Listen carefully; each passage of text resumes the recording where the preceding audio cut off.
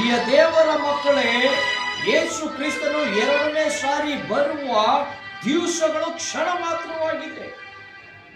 ದೇವರ ವಾಕ್ಯ ಶ್ರೇಷ್ಠವಾಗಿ ಹೇಳುತ್ತದೆ, ನಿನ್ನ ಕಣ್ಣಿನ ರೆಪ್ಪೆ ಬಡಿಯುವಂತ ಸಮಯದಲ್ಲೇ ದೇವರು ಬರುವಂತನಾಗಿರುತ್ತಾನೆ. ಅದಕ್ಕಾಗಿ ಎಚ್ಚರ ಹೊಂದಿರಿ.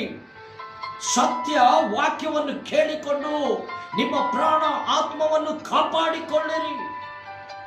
ಪರಲೋಕದ ದಾರಿಯು ಕ್ರಿಸ್ತನಾಗಿದ್ದಾನೆ.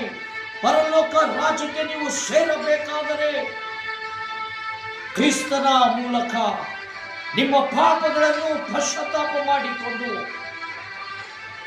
ಕ್ರಿಸ್ತನನ್ನು ನಂಬಿ ರಕ್ಷಣೆಯನ್ನು ಹೊಂದಿರಿ.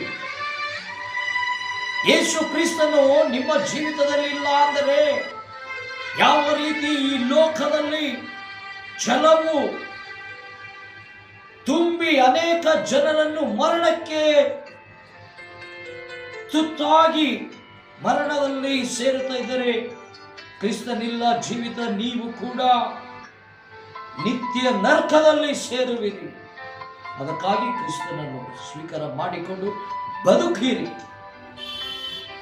ನಿಮ್ಮ ಮತ ಬದಲಾಯಿಸಿಕೊಳ್ಳಿರಿ ಎಂಬುದಾಗಿ ನಾನು ಹೇಳ್ತಾ ಇಲ್ಲ.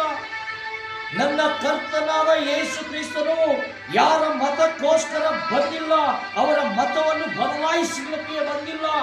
ಆದರೆ ಮನುಷ್ಯರನ್ನು ಪಾಪದಿಂದ, ಶಾಪದಿಂದ, ನರಕದಿಂದ, ಆ ಸತ್ಯದಿಂದ ಬಿಡಿಸುವುದಕ್ಕಾಗಿ ಯೇಸು ಕ್ರಿಸ್ತನು ಈ ಭೂಲೋಕದಲ್ಲಿ ಬಂದಿದ್ದಾನೆ. ನಿಮ್ಮನ್ನು ಸ್ವರ್ಗಕ್ಕೆ ಒಯ್ಯುವುದಕ್ಕಾಗಿ, ನಿಮ್ಮನ್ನು ಶಾಶ್ವತ ಜೀವಿತವನ್ನು ಕೊಡುವುದಕ್ಕಾಗಿ ಬಂದಿದ್ದಾನೆ ಹೊರತು ಮತ್ಯಾವುದಕ್ಕಲ್ಲ. ಅದಕ್ಕಾಗಿ ದಯಮಾಡಿ ಸತ್ಯ ವಾಕ್ಯದಲ್ಲಿ ಬನ್ನಿರಿ, ಸತ್ಯ ವೇದವನ್ನು ಓದಿರಿ, ರಕ್ಷಣೆ ಹೊಂದಿರಿ.